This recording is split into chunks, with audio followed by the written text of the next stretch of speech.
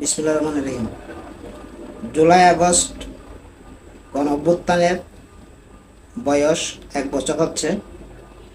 গত 1 বছর আগেই মাফিয়া হাসিনা দেশ থেকে পালিয়ে গিয়েছিল ছাত্র জনতা সম্মিলিত জনগণের আন্দোলনের মুখে দেশ থেকে পালিয়ে যেতে বাধ্য হয়। এরপরে একটা অন্তর্বর্তীকালীন সরকার গঠিত হয়।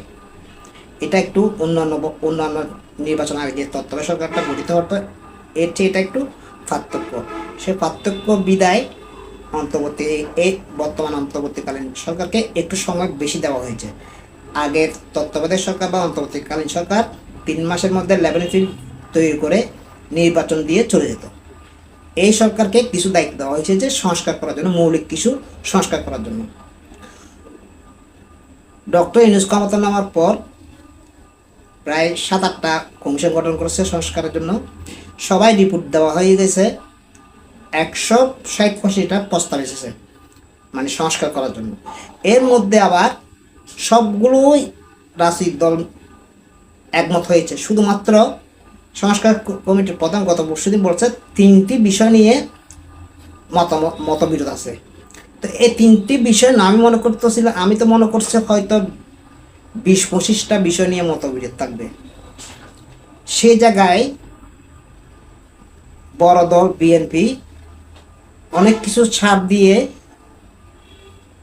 দেশের কথা চিন্তা করে, দেশের ভবিষ্যতের কথা চিন্তা করে সবগুলোর সাথে একমত হয়েছে। শুধুমাত্র 3টা বিষয় অমীমাংসিত রয়েছে। তো এই 3টা বিষয় অমীমাংসিত থাকুক, কোনো তো সমস্যা নেই।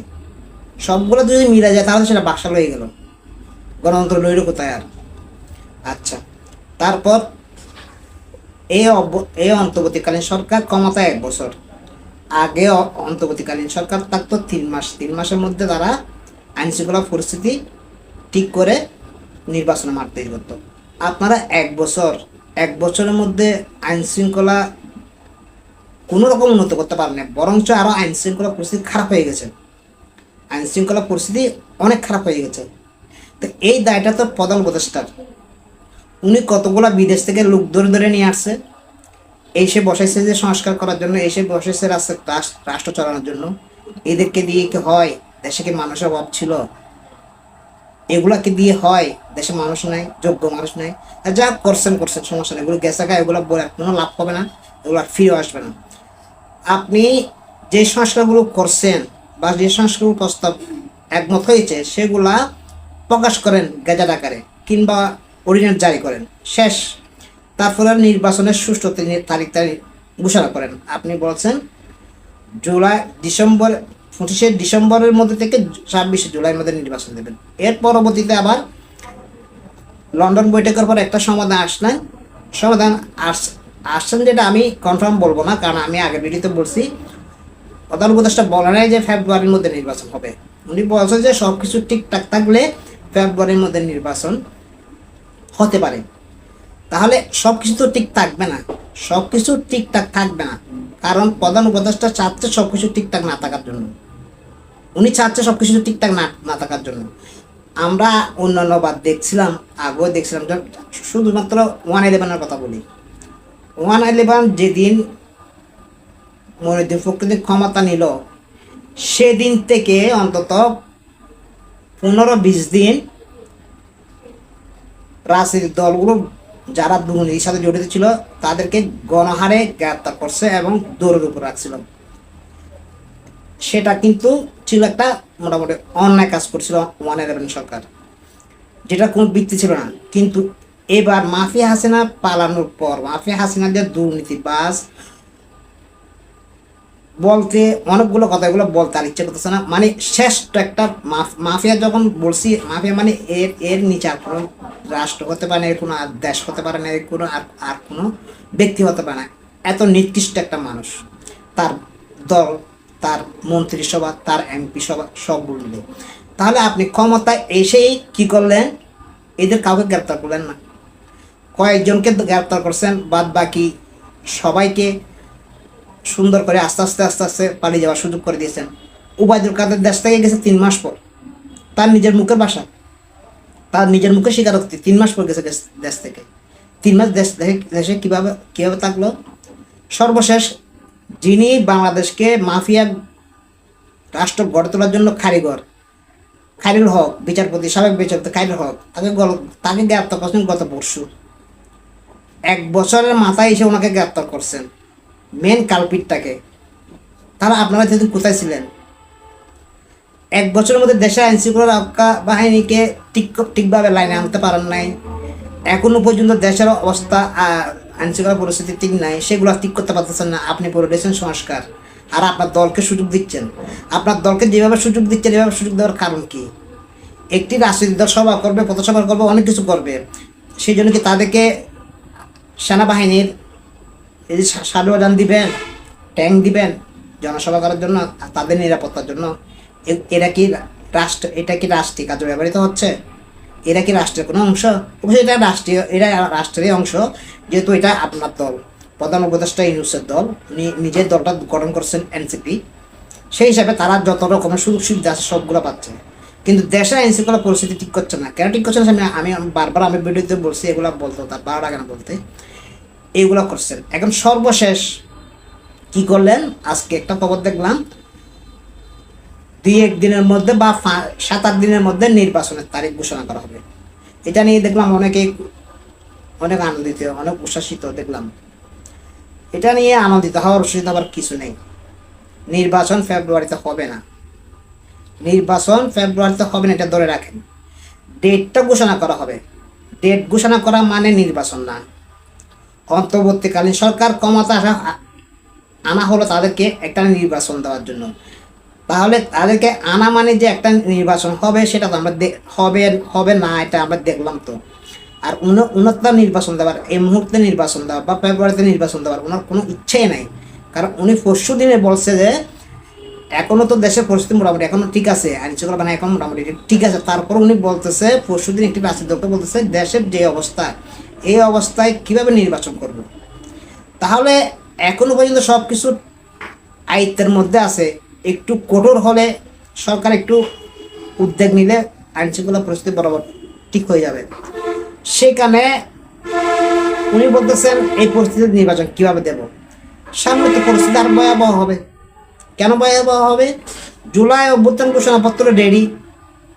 4 দিন আগে বিএনপির শীর্ষ নেতা সালাউদ্দিন আহমেদ ভাই বলছেন যে জুলাই অভ্যুত্থান ঘোষণাপত্র সরকার ঘোষণা করতেছে না কেন? তার মানে এটা রেডি আছে, সরকার সেটা ঘোষণা করতেছে না। কেন করতেছে না? ওই যে এনসিপি বলছে যে এটা ঘোষণা না করলে জুলাইয়ের মধ্যে, তাহলে তারা আন্দোলনে যাবে। আবার এর মধ্যে আরেকটা বিষয় তোলা হচ্ছে যে পিআর পদ্ধতি, যেটা বাংলাদেশ যতগুলো নির্বাচন হয়েছে এই আন্ডারে নির্বাচন হয় নাই, এবং এই পিআর নির্বাচন বা সংখ্যাগরিষ্ঠ হারে নির্বাচন, এটা বাংলাদেশের জন্য প্রযোজ্য না। এটা নিয়ে আমি অনেকবার কথা বলছি, আগে বলছি, এই বিষয়ে এখন আর কথা বলবো না। তাহলে যেটা নির্বাচন হওয়ার পদ্ধতি না বাংলাদেশে কিংবা সংবিধানে নাই, সেটা টেনে নিয়ে আসতেছেন কিছু কিছু রাজনৈতিক দলকে দিয়ে, বিশেষ করে আপনার দল এনসিপিকে দিয়ে বলাচ্ছেন। তারপর জামাত বলতেছে, তারা বলতেছে পিআর পদ্ধতিতে নির্বাচন না হলে নির্বাচন অংশগ্রহণ করবে না, নির্বাচন হতে দেবে না। তাহলে এই যে আপনি সমস্যাটা ঝুলিয়ে রাখলেন, প্রধান উপদেষ্টা ঝুলিয়ে রাখলেন, এই সমস্যাটা তো সামনে আরও বাড়বে। তো যখন সামনে আরও সমস্যা বাড়বে, তখন আপনারা সবাই বলতে শুরু করবে যে এই পরিস্থিতিতে নির্বাচন কীভাবে হবে। তাহলে আপনি তো সব কিছুই আপনি পরিকল্পনা মাফিক এগোচ্ছেন যে নির্বাচন না দেওয়ার জন্য, ক্ষমতায় থাকার জন্য, ক্ষমতাটাকে আরও বিলম্বিত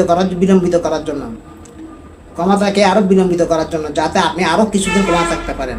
সংস্কারের মধ্যে কিছু সংস্কার করতে পারেন না, নির্বাচনের পরিবেশ ঠিক করতে পারেন না, আইন শৃঙ্খলা বাহিনী ঠিক করতে পারেন না, আপনি যারা মাফিয়া ছিল, যারা দেশকে শেষ করে দিচ্ছে, তাদেরকে গ্রেপ্তার করতে পারেন না। তাদেরকে গ্রেপ্তার না করার জন্য অনেকগুলো বাহানা খুঁজতেছেন, তাদেরকে সুযোগ দিচ্ছেন পালিয়ে যাওয়ার জন্য, এত কিছু করতেছেন। কাজের কাজ কিছুই হয় নাই। কাজের কাজ হয়েছে, একটা কাজ হয়েছে, আপনার ভাগ্য উন্নতি হয়েছে। আপনি 666 কোটি টাকা এসে নিজের আয়কর সেটা মাফ করে নিয়েছেন। আগামী 5 বছর আপনার প্রতিষ্ঠানগুলা কোনো ধরনের সরকারকে আয়কর দিবে না, সেটা মাফ করিয়ে নিয়েছেন। আপনি আপনার প্রতিষ্ঠান গ্রামীণ ব্যাংকের যে সরকারি নিয়ম অনুসারে 19% শেয়ার থাকার কথা, সেখান থেকে আপনি সেটাকে 10% নিয়ে আসছেন।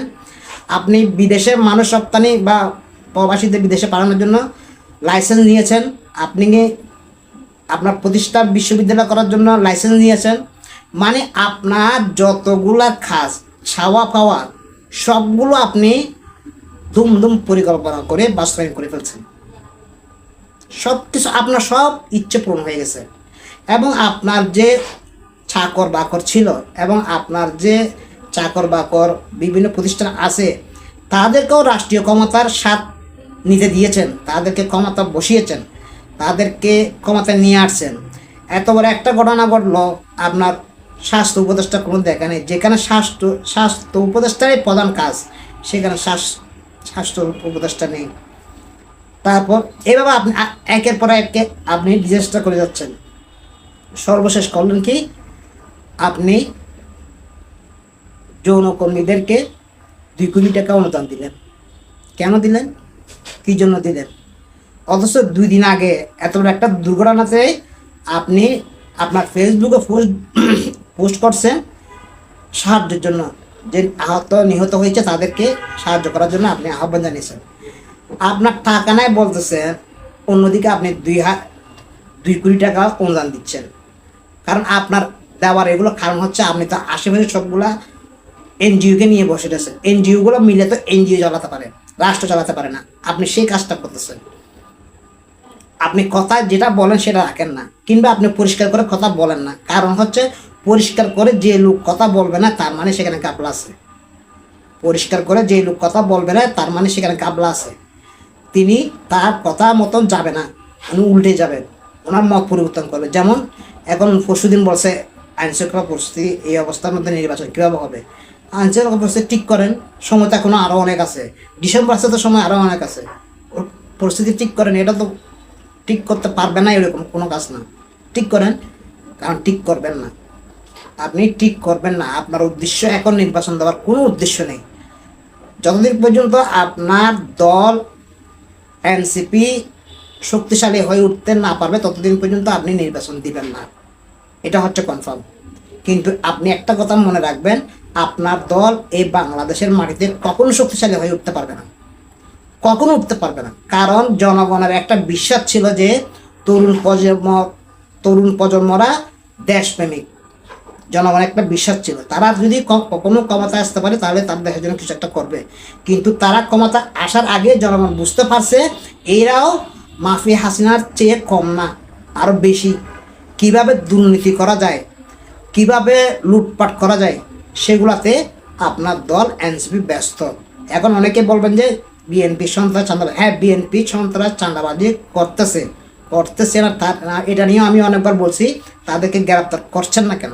আর তাছাড়া যদি একটু সরলভাবে বলি, ওনারা তো চাঁদাবাজি করতেছেন টেম্পো স্ট্যান্ড, আপনাদের বাস অনুযায়ী বাস স্ট্যান্ডে 10 টাকা 20 টাকা 50 টাকা চাঁদাবাজি করতেছে। কিন্তু আপনার দল যে নিয়োগ বাণিজ্য, বদলি বাণিজ্য, টেন্ডার যেগুলো করতেছে কোটি কোটি টাকার দুর্নীতি সাথে জড়িত। আপনি সেই সুযোগটা দিয়েছেন। আপনি অন্য কোনো দলে বিএনপিতে কেউ আওয়ামী লীগে কেউ যোগ দিলে সেটা হাইলাইট হয়, এনসিপিতে আওয়ামী লীগ দলে এনে ঢুকাচ্ছেন, আপনার দলে ঢুকাচ্ছেন, জামাতে ঢুকাচ্ছেন, সেটা নিয়ে কোনো সমস্যা নেই। আপনি এখনও পর্যন্ত পরিষ্কার স্পষ্ট করে বলতেছেন না যে নির্বাচন কবে হবে। আপনি হয়তো সবার চাপে হয়তো ডেট একটা ঘোষণা করবেন, সেই ডেটে গিয়ে আপনি পরিস্থিতি সৃষ্টি করবেন। যেমন আওয়ামী লীগকে সৃষ্টি করছেন না, আওয়ামী লীগকে বাদ দেওয়ার জন্য একটা পরিস্থিতি সৃষ্টি করছেন না, যে আপনার দলকে বলে দিচ্ছেন যে তোমরা আন্দোলন করো, বাস হয়ে গেছে, এরা আন্দোলন করছে, আপনি বলছেন হ্যাঁ এরা আন্দোলন করছে। যেমন হাসনাত আব্দুল পরশুদিন বলছে যে স্বাস্থ্য উপদেষ্টার প্রতি পক্ষপাত করতেছে প্রধান উপদেষ্টা। এটা কী জন্য বলছে? এটা বলছে ওই দিন দেবপ্রিয় ভট্টাচার্য একটা গুরুত্বপূর্ণ কথা বলছে যে সরকারের ভিতরে আরেকটা সরকার আছে। এই যে একটা এনসিপির নামটা বা এনসিপিকে নিয়ে যে মানুষ জানতে পারতেছে সেটাকে আড়াল করার জন্য এনসিপির পক্ষ থেকে একটু করে সরকারের সমালোচনা করা হয়েছে, যাতে মানুষ বুঝতে পারে না এটা তো ঠিক না, এনসিপি তো সরকারের সমালোচনা করতেছে না। এটা হচ্ছে মানুষকে দেখানো, মানুষকে মনে করে এরা মনে করে মানুষ বোকা, বাংলাদেশের মানুষ বোকা। বাংলাদেশের মানুষ বোকা না, বাংলাদেশের মানুষ সবগুলো দেখতেছে, সবগুলো বুঝতেছে। কিন্তু বাংলাদেশের মানুষ এখন কিছু বলবেও না, আন্দোলন করবে না, কোনো প্রতিবাদও করবে না। কিন্তু যদি যেদিন সুযোগ আসবে নিজের ইচ্ছাটা প্রতিফলন করার জন্য, সেদিন বুঝতে পারবেন কত দানে কত সাল। আপনি যতই চেষ্টা করেন আপনার দলকে প্রতিষ্ঠিত করার জন্য, শক্তিশালী করার জন্য, এই বাংলার মাটিতে পারবেন না। কারণ এরা এসে দেখিয়ে দিয়েছে কীভাবে দুর্নীতি করতে হয়। যে ছেলেটা রিক্সায় সরার সমর্থ ছিল না, সে ছেলে এখন কোটি কোটি টাকার গাড়িতে চলে। এগুলো সবাই দেখতেছে, তাই জনগণও বুঝতেছে এগুলা ভবিষ্যতে এদেরকে ক্ষমতাটা কী অবস্থা, সবাই মানে কী অবস্থা হবে সেটা জনগণ বুঝতেছে। অতএব এইসব তাল বাহানা করে বাদ দেন। যদি আপনার সম্মানটা রক্ষা করতে চান, আপনার বিশ্বব্যাপী যে সম্মান সেটা যদি আপনি ধরে রাখতে চান, আপনি এইসব কুচিন্তা থেকে সরে আসেন। আপনি দেশের প্রতি মনোযোগী হন, দেশের উন্নয়ন চিন্তা করেন, দেশের ভবিষ্যৎ চিন্তা করেন, দেশের শান্তি চিন্তা করেন, জনগণের কথা ভাবেন, সুষ্ঠু একটা নির্বাচন দিয়ে আপনার দায়িত্ব শেষ করেন। আজকে এই পর্যন্ত, সবাই ভালো থাকবেন। আল্লাহ হাফেজ।